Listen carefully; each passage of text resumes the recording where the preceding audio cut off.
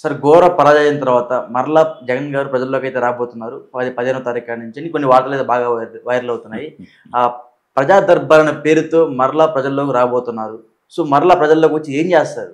అంటే government form అయ్యి గట్టిగా నెల అవుతుంది అంతే. అంటే వాళ్ళని పని చేయనీయకుండా ఈయన ప్రభుత్వం ఏ విధంగా ఈయన ప్రభుత్వాన్ని ఒత్తిడి గురి చేస్తూ ఉంటారు. అంటే 2 పద్ధతులు ఉంటాయి. హ్మ్. ఆయనకి ఒక విషయం అర్థమైంది. తన ఓటమికి కారణం ఏమిటి అనేది. ఓడిపోయిన తర్వాత అంటే క్షవరం అయితే తప్ప వివరం తెలియదు అని మనకు ఒక సామెత. క్షవరం అయిన తర్వాత వివరం తెలిసింది ఆయనకి. మన తప్పు ఎక్కడ జరిగింది అంటే ఆయన ప్రజాక్షేత్రంలో ఉండటం ద్వారానే విజయం సాధించాడు గతంలో. జనంలో విస్తృతంగా పాదయాత్రల ద్వారా రకరకాలుగా ఆయన జనంలో ఉండి నాకు ఒక ఛాన్స్ ఇవ్వండి అని మొరపెట్టుకుంటే ఇచ్చారు. ఇచ్చిన తర్వాత వారు చేసింది ఏమిటి? ప్రజల్ని బైపాస్ చేశాడు.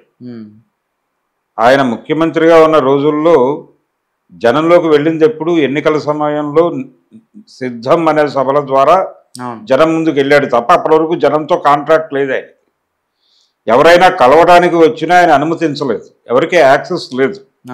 ఎమ్మెల్యేలకు కూడా యాక్సెస్ లేదు. జిల్లా పార్టీ అధ్యక్షులు కూడా ఆయన్ని చూడటానికి తపస్సులు చేయాల్సిన పరిస్థితి కల్పించాడు. జగన్ గారికి ఏదైనా ఒక విషయం నేరుగా చెప్పే అవకాశం లేక చాలా మంది కుమిలి ఏడ్చిన వాళ్ళు ఉన్నారు ఆ పార్టీలో. ఇటువంటి పరిస్థితి కల్పించడంతో పాటు ప్రభుత్వ కార్యక్రమాల్లో చాలా వ్యవస్థల్ని బైపాస్ చేశాడు ఆయన. ఇప్పుడు వాలంటీర్ వ్యవస్థని పెట్టడం ద్వారా గ్రామ సర్పంచుల్ని ఇతర సిబ్బంది ఉంటారు అక్కడ, వాళ్ళందరూ బైపాస్ అయిపోయారు కదా. ఎమ్మెల్యేలు బైపాస్ అయిపోయారు కదా. నేరుగా జగను, మీటా, వాలంటీరు ఈ 3 తప్ప ఇంకేం లేదు అక్కడ పరిపాలన. పరిపాలన అనగా గదిలో కూర్చుని మీట నొక్కుట, అక్కడ డబ్బులు తీసుకెళ్ళి డెలివరీ చేయుట, ఇదే అనుకున్నాడు ఆయన. అక్కడ వరకు కన్ఫైన్ అయిపోయి మిగిలిన వ్యవహారాలు పట్టించుకోవాలి. డబ్బులు ఇచ్చినప్పుడు ఓటు ఎందుకు వేయరు అని ఒక అమాయకపు మొండి పట్టుదల పెట్టుకుని ఇదే మన గెలిపిస్తుంది. చివరి వరకు అదే నమ్మాడు ఆయన. నేను మీట నొక్కాను, ఇప్పటికీ అదే మాట్లాడతాడు అమాయకంగా. నేను మీట నొక్కాను, నాకు ఓట్లు పడలేదు, గోల్ తప్ప. ఓడిపోయిన తర్వాత కూడా ఆయన కొత్త మాట చెప్పట్లా, అదే మాట. నేను మీట నొక్కాను, నాకు ఓటు పడలేదు అనే ఏడుపు తప్ప ఇంకేమైనా ఉందో? జగన్మోహన్ రెడ్డి 4 సార్లు జనం ముందుకు వచ్చాడు. ఓడిపోయిన రోజు ఒక కన్ఫెసివ్ స్టేట్మెంట్ ఇచ్చాడు ఆయన మీడియా ముందుకు వచ్చి. అందులో కూడా కొత్త మాట లేదు, కన్ఫెషన్ లేదు, ఆత్మ పరిశీలన లేదు, సెల్ఫ్ క్రిటిసిజం లేదు. మొండి ధోరణి, రొడ్డ ధోరణి తప్ప ఇంకోటి కనిపించలేదు ఆ రోజు ప్రెస్ మీట్లో. అది అయిపోయింది. తర్వాత ఎమ్మెల్సీలను కూర్చోబెట్టి మాట్లాడాడు. ఆ వీడియో కూడా మనం చూసాం. దానిలో కూడా ఎక్కడ కన్ఫెసివ్ టోన్ లేదు, బుల్డోజింగ్ టోనే ఉంది. నేను మీట నొక్కాను, నాకు ఓట్లు పడలేదు, గోలే. అది అయిపోయింది. ఓకే, అప్పటికైనా తెలుసుకుంటాడు అనుకున్నారు జనాలు. నేను వ్యవస్థల్ని బైపాస్ చేశాను, జనాల్ని బైపాస్ చేశాను, వీళ్ళందరూ నిరుత్సాహంతో ఉన్నారు, వాళ్ళని రెగ్యులర్గా కలవకపోవడం తప్పే, నేను తప్పు చేశాను, నాకు మీ బిడ్డకి మీరు గుణపాఠం నేర్పారు, మీ బిడ్డ గుణపాఠాన్ని తీసుకుంటున్నాడు కాబట్టి భవిష్యత్తులో ఆ తప్పు జరగదు. నేను తప్పు చేశాను, దానికి మీరు శిక్ష వేశారు, నేను దాన్ని గుర్తించాను అని కన్ఫెస్ అయితే తప్ప జనం అతనితో ఉండరు. ఆ కన్ఫెస్ అవ్వాలి అతను.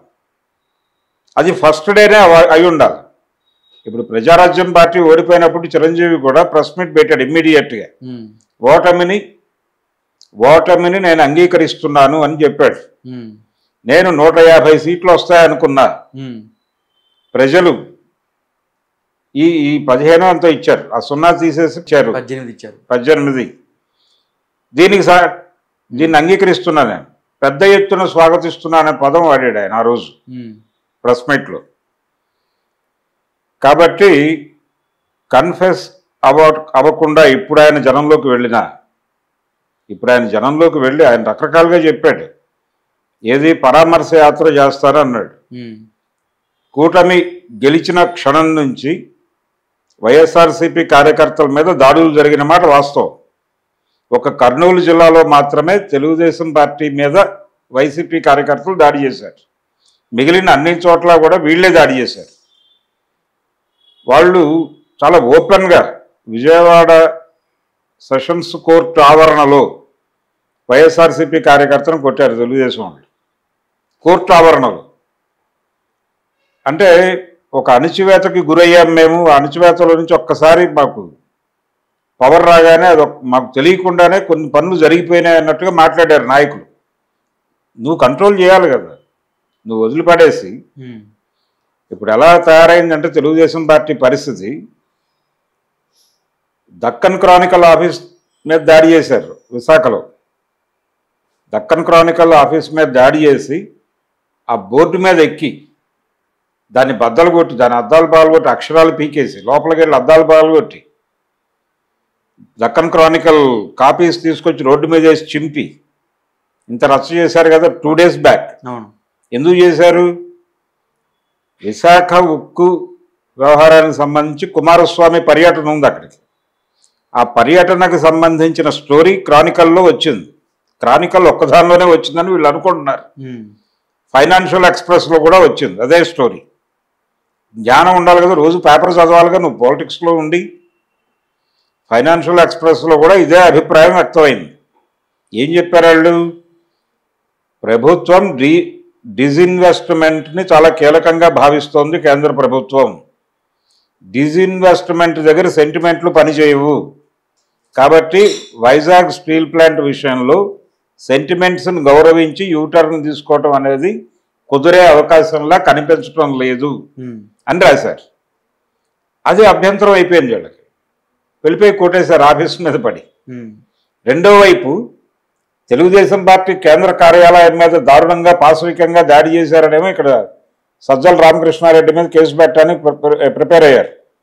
అంటే పోలీసుల్ని వెనక్కి తీసుకుని కార్యకర్తలను రెచ్చగొట్టాడు అనేది ఆయన మీద ఎలిగేషన్. సజ్జల మీద. నీ కార్యాలయం మీద దాడి ఒకటి, క్రానికల్ మీద దాడి ఒకటిగా చూస్తే అలాగా నువ్వేమో దాడులు చేయొచ్చా? అవతలోడేమో చేతులు కట్టు కూర్చోవాలంటే ఎట్లా కుదురుతుంది? అందరూ చేతులు కట్టుకొని కూర్చోవాలి. దాడులు చేయటం ఏంటి? నీ క్రానికల్ మీద చిరాకు ఉంటే ప్రెస్ మీట్ పెట్టి తిట్టు, లేకపోతే దాని ఆఫీస్ ముందుకెళ్ళి ధర్నా చేయి. ఏ ఆధారాలతో నువ్వు అది రాసావో చెప్పు అని అడుగు. వెళ్ళి కొట్టడం ఏంటి? ఒకవేళ రాసిన ఆయనకి 70 ఏళ్ళు ఉంటాయి ఆ వార్త రాసిన ఆయనకి. ఆయన దొరికితే ఆయన 2 పీకితే ఆయన ఏదైనా అయితే ఎవరు జవాబుదారీ? ఆయన రిటైర్డ్ జర్నలిస్టు, ఆయన రాస్తూ ఉంటాడు. ఆయన అభిప్రాయంగా రాశాడు, దాన్ని పట్టుకుని వెళ్ళిపోయి ఈయన రాశాడని ఎవరైనా చెప్తే ఆయన కొడితే ఏంటి పరిస్థితి? తప్పే కదా. కాబట్టి తెలుగుదేశం పార్టీ వ్యవహార శైలిలో వైఎస్ఆర్సీపీ కార్యకర్తల మీద దాడులు జరిగిన మాట వాస్తవం లేదని చెప్పినప్పటికీ జరిగినాయి. వాళ్ళని ఓదార్చడానికి నేను ఓదార్పు యాత్ర లాగా పరామర్శ యాత్ర చేస్తారన్నాడు ఈ పెద్ద మనిషి జగన్మోహన్ రెడ్డి. ఈ పరామర్శ యాత్ర కూడా వెళ్ళి వాళ్ళని ఏదో, అది కూడా జరిగింది. ఒక మనిషిని వెళ్ళి ఆయన ఓదార్చి వచ్చాడు, పరామర్శించి వచ్చాడుగా, ఒక దెబ్బలు తిన్నటువంటి పేషెంట్ని. అవును, అక్కడ వరకు ఓకే, బాగానే ఉంది. నువ్వు జనంలోకి వెళ్తావు, ఏం చెప్తావు జనాలకు? మళ్ళీ నేను మీట నొక్కాను, నువ్వు ఓటు వేయలేదంటే కొడతారు కదా వాళ్ళు. ఇలా 10 సార్లు అంటే అసలు మీట ఎక్కడి నుంచి నొక్కావు నువ్వు? ఎవరి డబ్బులతో నొక్కావు? మీట నొక్కితే మా అకౌంట్లో పడ్డ డబ్బులు ఎవరివి? నీవే. నువ్వు 1,00,000 కోట్లు తినేసావని నీ మీద ఒక ఆరోపణ ఉంది, అది ప్రూవ్ కాలేదు, అది వేరే గొడవ. ఆ 1,00,000 కోట్ల నుంచి మా ఏమన్నా పెట్టావా అని అడిగారు అనుకోండి జనాలు, ఏంటి పరిస్థితి? నెగిటివ్ అయిపోతావుగా నువ్వు. అందుకని జగన్మోహన్ రెడ్డి వెళ్ళి ఇప్పుడు చేయవలసిన పని ఏమిటంటే జనంలోకి వెళ్ళటం మంచిదే.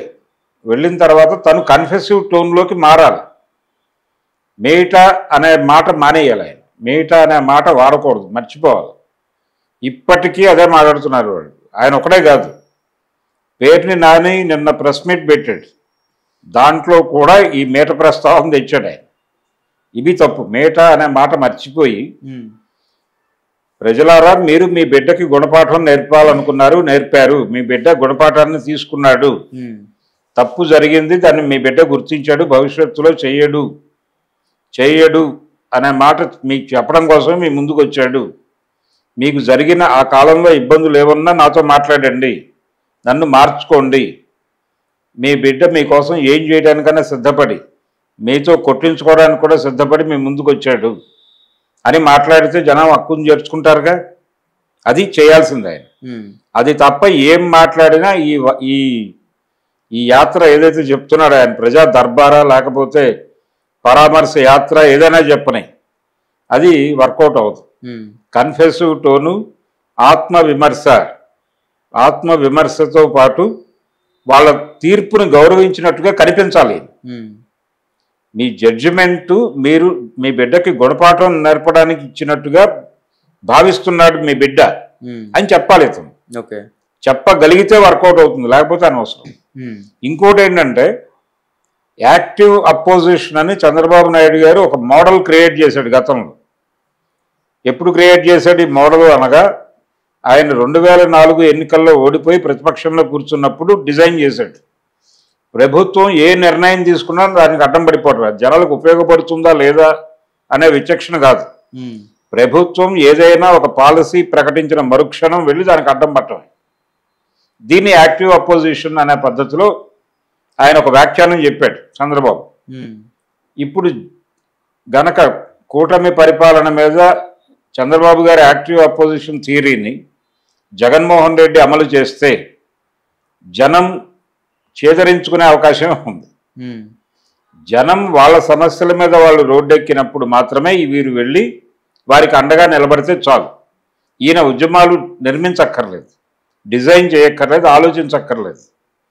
జనం ముందుకు వెళ్ళి కన్ఫెస్ అయ్యి, అయ్యా మీ సమస్యల మీద మీరు ఉద్యమించండి, మీకు సమస్యలు అనిపిస్తే మొహమాట పడకండి, మీరు గనక రోడ్డు మీదకి వస్తే మీ తరఫున దెబ్బలాడటానికి మీ బిడ్డ ఉన్నాడు అనేది గుర్తించండి అని చెప్పుకుని వెళ్ళాలి. అంతకుమించి యాక్టివ్ అపోజిషన్ రోల్ ప్లే చేస్తారంటే కుదరదు. రెండోది అసెంబ్లీని బాయ్కాట్ చేసే ఆలోచనలు కూడా ఉన్నట్టుగా చెప్తున్నారు. అది తప్పే. అసెంబ్లీలో నీ ప్రెజెన్స్ ఉండాలి ఖచ్చితంగా. అసలు నీకు 11 సీట్లే వచ్చాయనే అభిప్రాయాన్ని నువ్వు మనసులోంచి తీసేయాలి. ముందు తీసేస్తే ప్రపంచం అంతా నీకు సానుకూలంగా కనిపిస్తుంది. నువ్వు ప్రజల తరఫున మాట్లాడటం కోసం ఎమ్మెల్యేగా ఉన్నావు, వెళ్ళి అదే మాట్లాడు, దెబ్బలాడు, నీ స్పిరిట్ చూపించు ప్రపంచానికి. ఆ వేదిక మీద నీ వాయిస్ ఉండాలి. బాయ్కాట్ చేయడం తప్పు.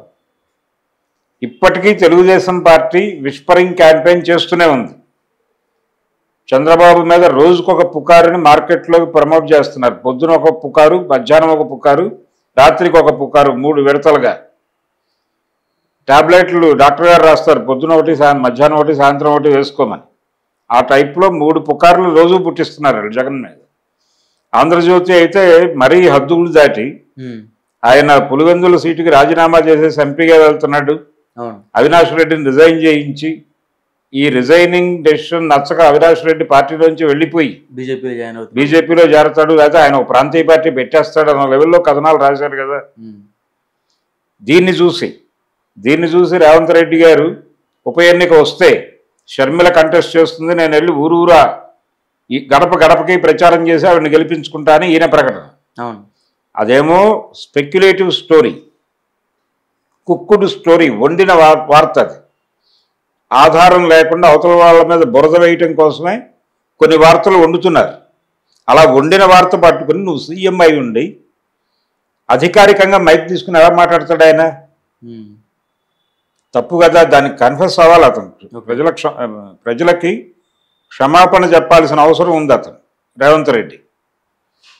అది పక్కన పెట్టేస్తే మళ్ళీ మనం జగన్మోహన్ రెడ్డి వ్యవహారానికే వస్తే ఇన్ని కాన్స్పిరసీస్ జరుగుతున్నాయి అతని చుట్టూ. వేటిని పట్టించుకున్నట్టుగా కనిపించట్లేదు అతను. ఈ రోజుకి అదే ఇన్నోసెన్స్తో ఉన్నాడు. అవతల వాళ్ళేమో వ్యూహాల మీద వ్యూహాలు వేసుకుని వెళ్ళిపోతున్నారు. చంద్రబాబు నాయుడు గారు మాస్టర్ బ్రెయిన్. ఆయన అవతల వాడిని ఆటలోంచి తప్పించాలనుకుంటే ఆయన గేమ్ మామూలుగా ఉండదు. పూర్తి స్థాయిలో గేమ్ నడుపుతున్నాడు ఆయన. నీ దగ్గర అసలు వ్యూహమే లేకపోతే ఎలాగా? అందుకని జగన్మోహన్ రెడ్డి ముందు తాను స్వస్వరూప జ్ఞానం పొందాలి. మార్కెట్లో ఏం జరుగుతుందో తెలుసుకోవాలి, ప్రజలతో ఇంటరాక్ట్ అవ్వాలి, ప్రజల నుంచి జ్ఞానం పొందాలి, పొందిన జ్ఞానంతో ప్రజలకి కొత్త విషయాలు చెప్పాలి. అలా చెప్పగలిగితే ప్రజా దర్బార్ అయినా మరొకటైనా వర్కౌట్ అవుతుంది, లేకపోతే లేదు.